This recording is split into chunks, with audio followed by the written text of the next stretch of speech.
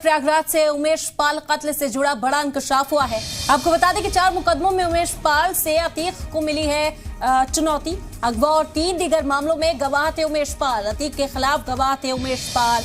मुकदमों की पैरवी से पीछे हटने की धमकी दी जा रही थी। उमेश पाल की वजह से अतीक के खिलाफ ट्रायल पूरा हुआ था। अगवा मामले में अतीक को सजा होना तय माना जा रहा था। 3 दीगर मामलों में उमेश पाल की पैरवी से डरा था अतीक अहमद, जिसके बाद उमेश पाल का कत्ल किया गया। आपको बता दें कि नया इंकशाफ इस मामले में हुआ है। अतीक अहमद के करीबियों पर इस मामले में शिकंजा कसा जा रहा है। उमेश पाल कत्ल के बाद से ही असद अतीक अहमद का बड़ा बेटा फरार है, जिसकी तलाश की जा रही है।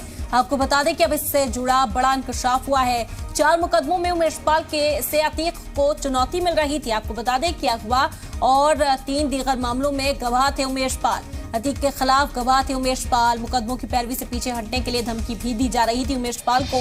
बता दें कि उमेश पाल की ही वजह से अतीक के खिलाफ ट्रायल पूरा हुआ था। अगवा मामले में अतीक को सजा होना तय माना जा रहा था।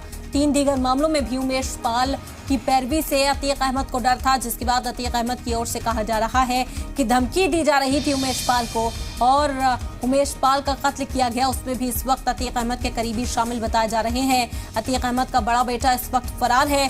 गुड्डू मुस्लिम जो अतीक अहमद का करीबी है, उसकी भी तलाश की जा रही है। साबिर, गुलाम, ये तमाम मुलजिम अतीक अहमद के करीबी हैं जो उमेश पाल हत्याकांड में शामिल थे।